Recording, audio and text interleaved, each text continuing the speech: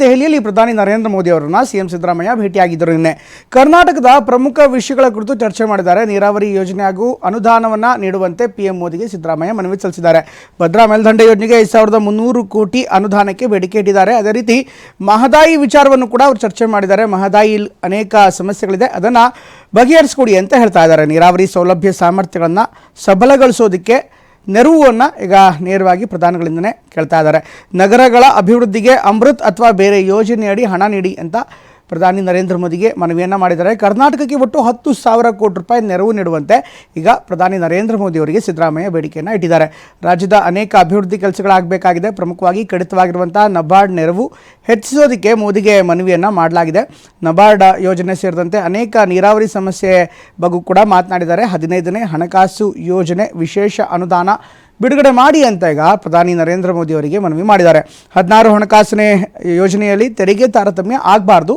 ಈ ನಿಟ್ಟಿನಲ್ಲಿ ತಾವು ಕೂಡ ಗಮನ ಹರಿಸಬೇಕು. ಹಿಂದೆ ಕಳೆದ ಬಾರಿ 15ನೇ ಹಣಕಾಸಿನ ಆಯೋಗದಲ್ಲಿ ರಾಜ್ಯಕ್ಕೆ ಬರುವಂಥ ಪಾಲಿನಲ್ಲಿ ಕೊರತೆ ಆಗಿತ್ತು. ಹೀಗಾಗಿ ಅದರ ನಿವಾರಣೆ ಆಗಬೇಕಾಗಿದೆ ಅಂತ ಹೇಳಿದ್ದಾರೆ. ಮೇಕೆದಾಟು ಮಹದಾಯಿ ಯೋಜನೆಯ ಅನುಮೋದನೆಗೂ ಕೂಡ ಪ್ರಧಾನಿ ನರೇಂದ್ರ ಮೋದಿ ಅವರಿಗೆ ಮನವಿಯನ್ನು ಮಾಡಿದ್ದಾರೆ.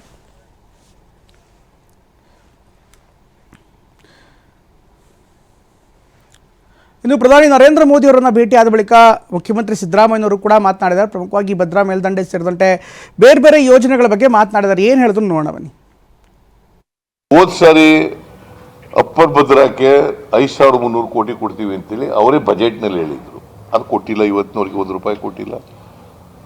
ಆಮೇಲೆ 15 ಫೈನಾನ್ಸ್ ಕಮಿಷನ್ನಲ್ಲಿ ನಮಗೆ ಸ್ಪೆಷಲ್ ಗ್ರ್ಯಾಂಟ್ಸ್ ಕೊಡ್ತೀವಿ 5495 ಕೋಟಿ ಅಂತ ಕೊಟ್ಟಿದ್ರು, ಅದು ₹1 ಕೊಟ್ಟಿಲ್ಲ.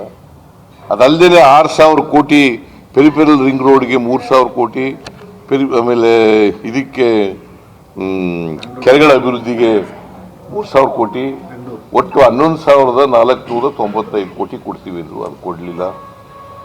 ಅದನ್ನೆಲ್ಲ ಜ್ಞಾಪಕ್ಕೆ ತಂದಿದ್ದೀನಿ, ಅವೆಲ್ಲ ಕೊಡಿಸ್ಕೊಡ್ಬೇಕು ಅಂತ.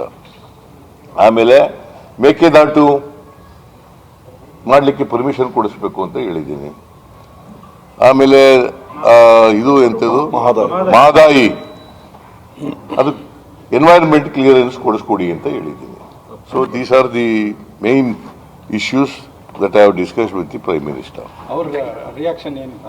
ಅವ್ರಿಗೆಲ್ಲ ನೋಡೋಣ, ಆಗ್ತೀನಿ ಮಾಡ್ತೀನಿ ಅಂತ ಹೇಳಿದ್ದಾರೆ.